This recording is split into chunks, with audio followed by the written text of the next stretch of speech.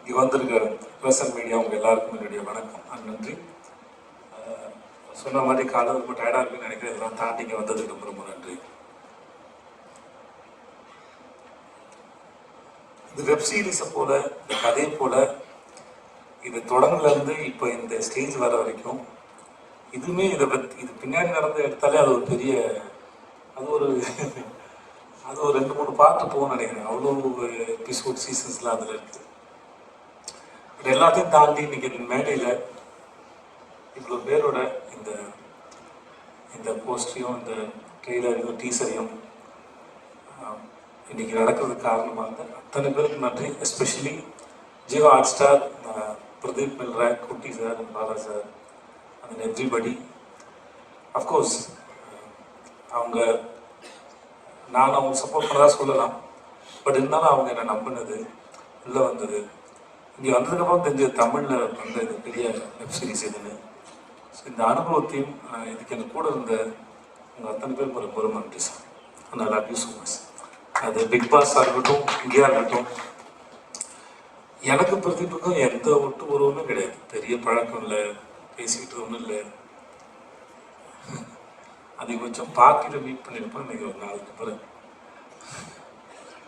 அந்த ஒரு பிரதீப் ஒரு மயக்கி, ஒரு பசப்புக்காரி மாதிரி ஒரு மாதிரி அந்த வெரி அட்ராக்டிவ். எந்த ஒரு ரிலேஷன்ஷிப்பும் இல்லை, பெருசாக க்ளோஸ் கிடையாது, பர்சனலாக பேசினதில்லை. ஆனால் எனக்கு இந்த மாதிரி சில பேரோட ரிலேஷன்ஷிப் ஏற்பட்டுரும். நான் சொல்கிறது ஆம்பளைங்களோட சொல்கிறேன். ஸோ அதனால் அப்படி எனக்கு பிரதீப் எனக்கு அப்படி தான் இருந்தது. எனக்கு பிக் பாஸ்க்குமே அந்த அப்படி தான் எடுத்து போட்டாப்புல. நான் ஆஃபீஸில் இருந்தேன், உங்ககிட்ட பேசணும்னு சொல்லி வந்து சோஃபாவில் சாஞ்சார், என்னை பக்கத்தில் சாய சொன்னார். ஏதோ சாயந்தரம் மாலை வேலையில் பாய் ஃப்ரெண்ட் கேர்ள் ஃப்ரெண்டு பீச்சில் சாய்ந்து உட்காந்துருக்க மாதிரி உட்காந்துட்டு நான் ஒன்று கேட்பேன், நீங்கள் நோ சொல்லக்கூடாதுன்னு. ஏதோ மேரேஜ் ப்ரொப்போசல் மாதிரி இருந்தது. சரி என்ன கேட்க போகிறாருன்னு நான் யோசிச்சுட்டு இருந்தேன். நான் பிக் பாஸ் நீங்கள் தான் பார்க்கலாம் அப்படின்னா நான் சார் நான் என்ன சார் பண்ண போகிறேன், எனக்கு எதுவுமே தெரியாது, நான் பார்க்க மாட்டேன்.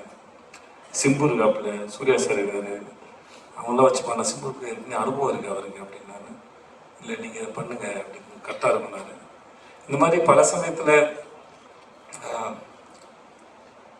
இன்னைக்கு நான் என் வாழ்க்கையில் ஓரளவு இந்த இடத்துல இருக்கிறேன் அப்படின்னா, நான் பெருசாக அறிமுகம் இல்லாத நபர்கள் கூட ஏதோ ஒரு காரணத்தில் என் மேலே வச்ச நம்பிக்கையில் தான் நான் முன்னாடி போயிருக்கேன். ஏன்னா எனக்கு என் மேலே பெருசாக நம்பிக்கை இருந்ததில்லை. ஏன்னா ஒரு வேலை செஞ்சு அந்த வேலை மற்றவங்க பாராட்டுறதுக்கு அப்புறம் தெரியும், ஓ நம்மளால் இது பண்ண முடிஞ்சதுன்னு சொல்லி. அதுக்கு முன்னாடி தெரியாது. ஆனால் அதுக்கு முன்னாடி நம்ம மேலே நம்பிக்கை வைக்கிற மனிதர்கள் மிகப்பெரிய அஜய் பாஸ்கர் சார் அப்படி தான் இருந்தார், சீனு ராமசாமி சார் அப்படி தான் இருந்தது, பிரதீப்பும் அப்படி தான் இருந்தாப்புல. இது மாதிரி பல பேர் இருந்துருக்காங்க என் வாழ்க்கையில். நான் யாராவது விட்டுருக்கலாம், என் நண்பர்கள் இருந்திருக்காங்க என் மேலே நம்பிக்கையோட. ஸோ இந்த மாதிரி நிறைய பேர் நம்பி தான் நான் என்னை நம்ப ஆரம்பித்தேன். ஸோ அப்படி இந்த நம்பிக்கை என் மேலே வச்ச பிரதீப்புக்கும் ஜியோ ஹாட் ஸ்டார் எல்லாருக்குமே முதல்ல ரொம்ப நன்றி சொல்லிக்கிறேன். பெரிய லிஸ்ட்டாக போவோம், என்னாலும் சொல்கிறேன். யார்கிட்ட ஆரம்பிக்குன்னு தெரியல. மணிகண்டனை ஆரம்பிக்கிறேன். மணிகண்டனுக்கும் எனக்குமான ரிலேஷன்ஷிப்பு, ஃப்ரெண்ட்ஷிப்பு இல்லை, அது எதேச்சியாக ஒரு நாள் ஆரம்பிச்சது. அது இன்னொரு நண்பர், வினோத் மேனன் ஒரு நண்பர் சொல்லி ஷார்ட் ஃபிலிம் ரெக்கமெண்ட் பண்ணேன். என்னை நேரில் பார்க்க சொன்னாங்க. நான் சார் நேரில் கொஞ்சம் சுமாராக தான் இருப்பேன், ஃபோட்டோவில் நல்லா இருப்பேன், என்ன ஃபோட்டோவில் பார்த்துருங்க சார்னு சொல்லி என் ஃபோட்டோ அனுப்பி அப்படி தான் ஆரம்பிச்சது. அது இன்னைக்கு இவ்வளோ தூரம் சேர்ந்துருக்குன்னா அந்த மணிகண்டன்ற ஒரு ஆளுடைய அறிவு ரொம்ப ஆச்சரியமானது. அவர் எந்த ஒரு விஷயத்தையும் அவர் பார்க்குற விதமாக இருக்கட்டும். இந்த ஒரு பையன் பேசினாங்க, தம்பி உன் பேர் என்ன? முகேஷ் வரைக்கும் இல்லை, இங்கே ஒர்க் பண்ணுற எல்லாருக்கும் மணியோட பாடல் அத்தனை பேருக்கு தெரியும். ஒரு விஷயத்த அவர் பார்க்குற விதத்துலேருந்து அவர் ரொம்ப சீக்கிரம் புரிஞ்சுப்பார். அதில் என்ன இருக்குது, அதை எப்படி ஹேண்டில் பண்ண போகிறோன்னு. ஒரு ஆக்டர்ஸை ஹேண்டில் பண்ணுறது, அவர் எழுதுறதுலேருந்து நமக்கு ரொம்ப கஷ்டமே இருக்காது. ஆனால் அது ரொம்ப ஆழமாக இருக்கும். எனக்கே பல சமயம் வேலை பார்த்து முடிச்சதுக்கப்புறம் தெரியும், ஓ இந்த ஆள் இப்படி யோசிச்சு உள்ள வச்சிருக்காரு அப்படின்னு. ஸோ அப்படி ஆச்சரியப்படுத்தக்கூடிய மனுஷனா மணிகண்டன். நான் அது எனக்கு தெரிஞ்சு 2008 எனக்கு அவரை தெரியும். இப்போ வரைக்குமே அவர் எழுதுறது எல்லாமே எனக்கு ரொம்ப இன்ட்ரெஸ்டிங்காகவும் ரொம்ப ஆச்சரியமாக இருக்கும். So thanks to Mani for this web series for everything. எல்லாமே சரி, எனக்கு அற்புதமான படங்களை கொடுத்துருக்காரு, அற்புதமான பாடங்களை கொடுத்துருக்காரு. ஸோ மணிக்கு ரொம்ப நன்றி. அப்புறம் தொடர்ந்து மணியால் பண்ண முடியாமல் போனபோது எங்கள் எடிட்டர் அஜித் சார் தான் வந்தார். சார் தூங்கிடாதீங்க சார், நான் தான் சார் கடைசி நினைக்கிறேன். ஓகே, ஸோ அஜித் சார் தான் வந்தார். எனக்கு எப்படி இந்த வெப்சீரிஸ் எப்படி போகும் அப்படிங்கிற ஒரு பெரிய கேள்வி இருந்தபோது அவர் அதை அழகாக புரிஞ்சுட்டு கையில் எடுத்துக்கிட்டு ரொம்ப பிரமாதம் கொண்டு முடிச்சு கொடுத்து ரொம்ப நன்றி sir. And thanks to Shami and Madhu sir. ஷமினாலும் ஒரு 4 படம் ஆச்சு. ஷமி 4 படம் ஒர்க் பண்ணிருக்கோம், வெரி கம்ஃபர்டபுள். மது சாரோட இது செகண்ட் படம். மது சார் நீங்கள் செட்டுக்கு வந்தீங்கன்னா ஏதோ வீட்டிலேருந்து கிளம்பி டீ குடிக்க போகிற டெய்லி வந்து ஒரு வேஷ்டி பண்ணி தான் வரும். அப்படிலாம் முறை அவர் பேண்ட் போட்டு பார்க்குறேன்னு நினைக்கிறேன் தெரிஞ்சு. சரி, எனக்கு ஹிந்தியில் மேரி கிறிஸ்மஸ் அவர் தான் பண்ணார். எனக்கு மது சாரோட ஒர்க் ரொம்ப பிடிக்கும். தென் யாரை தொடங்கி யார்கிட்ட முடிக்குன்னு தெரியல. இங்கே பட்டாளம் பாபு கிட்ட இருந்தேன். ஆமாம், எனக்கு அவர் யாருன்னு தெரியாது. ஓகே தானே, செட்டுலாம் பார்த்தேன். நிஜமாக நீங்கள் மேடையில் பேசின மாதிரி தான் அவர் ரொம்ப இன்ட்ரெஸ்டிங்கான ரொம்ப இன்னசென்ட்டான ஒரு மனுஷன். ராஜேஷ், எனக்கு அவனை ஷார்ட் ஃபிலிம்னு தெரியும். இல்லை ராஜேஷ், நம்ம 2007-8 இருக்குன்னு நினைக்கிறேன். காட்சி பாரு short film black and white பண்ணல நீ. நீரும் நீ தான் பண்ணியா? நீ ராவணம்லாம் நீ பண்ணல. ஸோ நாளை ஏற்கனவே அந்த கடைசி ஷார்ட் ஃபிலிம் எனக்கு அவன் தான் பண்ணி கொடுத்தான். எனக்கு அப்போதுலேருந்து பழக்கம் பிரேமம் அவன் தான். அவனோட மலரே சாங் வந்து நான் அது வரைக்கும் ஒரு 1000 முறை கேட்டிருப்பேன், ரொம்ப பிடிக்கும். அப்புறம் தேங்க்ஸ் ஸோ மச் ராஜேஷ், வந்து இப்போ சிறப்பாக பண்ணி கொடுத்ததுக்கு. அந்த சிட்டு தர்மபுரியில் எனக்கு அக்கா பொண்ணா நடித்தா. இப்போ வரைக்கும் அதே சிட்டு தான். இப்போதான் வளர்ந்துருக்கா, ஆள் தான் வளர்ந்துருக்கா. எனக்கு இன்னும் அதே குழந்தை தான் எனக்கு. ஸோ அவள் ஒரு பிரமாதமான ஆக்டர். ஐடியா இருக்கட்டும், எதுவாக இருக்கட்டும், அது ஆள் வளர்ந்தாலும் சரி, அறிவு இன்னும் பிரமாதமாக வளர்ந்துருக்கு. அந்த குழந்தைக்கு நல்லா படிப்பா, பிரமாதமாக படிப்பாள். வாழ்த்துக்கள் உனக்கு. பாரு பற்றி நான் பேசுறதுக்கு ஒன்றும் இல்லை. ஸோ எனக்கும் பாருக்கும் ஆகாது. ஸோ அதனால் பாரு பற்றி நான் எதுவும் பேசுறதா இல்லை. பாருவுக்கு நான் வாரம் பேசி டயர்டாயிட்டேன். அதனால் இங்கே பேசுறதுக்கு ஒன்றும் இல்லை. ஆனால் உங்களுக்கு பாரு மேலே தான் வருத்தங்கத்தான் இருக்கலாம். ஆனால் அந்த வெப் சீரிஸ் பார்த்தீங்கன்னா பாரு உங்களுக்கு ரொம்ப பிடிச்சிடும். கண்டிப்பாக இன்னும் பாரு, உட்காந்து பாரு. எனக்கு நடிக்கிற மாதிரி பாரு, உட்காந்து பாரு ப்ளீஸ். தென் கோடங்கி, எனக்கு இந்த ஆள் படத்தை விமர்சனம் பண்ணுறது ரொம்ப பிடிக்கும். என் படத்தையே கலாய்ச்சிருக்காப்புல, ஆனாலுமே ரொம்ப இன்ட்ரெஸ்டிங்காக அதை செய்வார். கண்டிப்பாக நடிக்க ஆரம்பிச்சதுக்கப்புறம் இனிமேல் அதை செய்வீங்களா? நிறுத்திட்டார், கரெக்ட் சொன்னீங்கன்னு நினைக்கிறேன். ஆமாம், நிறுத்திட்டாரு.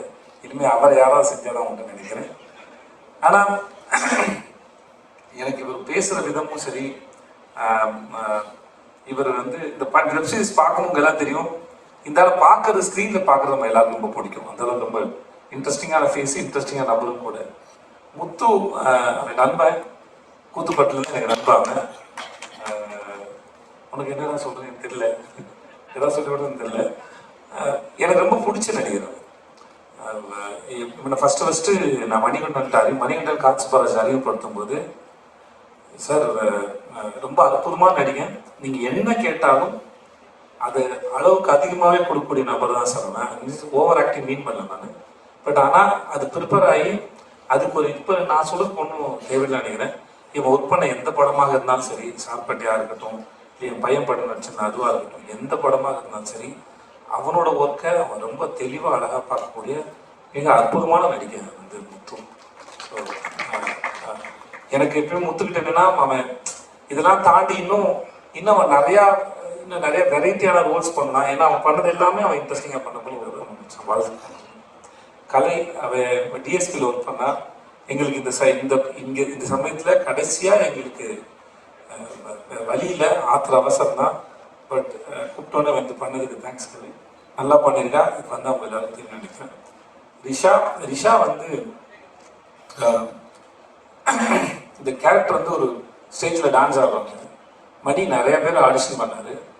அப்புறம் கடைசியில் அவருக்கு ரிஷா தான் சரிப்பட்டது. ஏன்னா மற்றவங்களுக்கு அதை புரிய வைக்கணும், இது எப்படி இந்த கேரக்டர்னு. ரிஷாவுக்கு அது ஆல்மோஸ்ட் அதோட ஒரு பக்கம் அந்த பெர்ஃபார்மன்ஸு ஷோவாக இருந்தாலும் அதுக்கு பின்னாடி இருக்க வலி வேதனையும் ரிஷாவுக்கு நிஜமாவே ரொம்ப நல்லா தெரிஞ்சு ரிஃப்ளெக்ட். ஸோ அதனால் பட் ஆஸ் அன் ஆக்டராக சீரீஸ் பார்க்கும்போது உங்களுக்கு ரொம்ப அற்புதமான ஒரு பெர்ஃபார்மர் விஷயம் தெரியும், ஒரு டான்ஸை தாண்டி ஒரு அற்புதமான ஆக்டர் தெரியும். மற்றபடி வேறு யாரையும் நான் விட்டுறது. Rajkumar, thank you so much. And Karthi, உடன்பால் கார்த்தி, எனக்கு நான் தான் இது மணிகண்டனுக்கு அப்புறம் அஜித் சார் பண்ணும்போது நம்ம ஊரை பற்றி நல்லா தெரிஞ்ச சென்சிபிளான ஒருத்தர் ஒர்க் பண்ண ரொம்ப நல்லா இருந்துச்சு. எனக்கு அவருடைய உடன்பால் படம் ரொம்ப பிடிக்கும். ஸோ அதனால் நான் அவர் கேட்டேன், எனக்காக வந்து பண்ணி கொடுக்க தலைவான்னு சொல்லிட்டு. ஸோ எனக்காக வந்து பண்ணது ரொம்ப நன்றி. அப்புறம் ஜெமினி மணி, தேங்க்ஸ் ஸோ மச். அப்புறம் சிங்கப்புலி அண்ணன், உங்களுக்கு ரொம்ப நன்றி. பாலாசக்தி சார், உங்களுக்கும் நன்றி. இங்கே வந்து உங்களுக்கு அனைவருக்கும் நன்றி. 27th வருது, நாளை மறுநாள் வருது. எங்கள் சர்க்கிள் எல்லோரும் பார்த்துட்டாங்க, ப்ரெஸ் நீங்கள் எல்லோரும் பார்த்தீங்கன்னு நினைக்கிறேன். மூணு எபிசோட் பார்த்தீங்கன்னு நினைக்கிறேன். எல்லாருக்கும் பிடிக்கும்னு நினைக்கிறேன். Thank you so much. Thanks to அனைவருக்கும் வணக்கம். ஒரு பயமாக இருக்கு எனக்கு, இல்லை தனியாக விட்டு ஒரு பயமாக இருக்கு. ஆமாம், எனக்குமே கொஞ்சம் நர்வஸாக இருக்கு. பத்திரிகை நண்பர்கள், மீடியா நண்பர்கள் அனைவருக்கும் வணக்கம். மேடையில் இருக்கிற அனைவருக்கும் வணக்கம். கொஞ்சம் பின்னோக்கி போனோம்னா சின்னதாக முடிச்சிடுறேன். சினிமா பைத்தியம். நான் எப்படி பைத்தியம்னா 7 வயசுல இருந்தேன் நமக்கு சினிமானா பைத்தியம். அது எப்படி வந்துச்சுன்னு நமக்கு தெரியல. அப்படி 7 வயசுல நான் பார்த்த படங்களை ஸ்கூல்ல படிக்கும்போது கூட படிக்கிற நண்பர்கள், அதாவது படமே பார்க்காம இருக்கிறாங்கல்ல, அந்த நண்பர்களுக்கு நான் பார்த்த சினிமாக்களை கதையா சொல்றது வழக்கம்.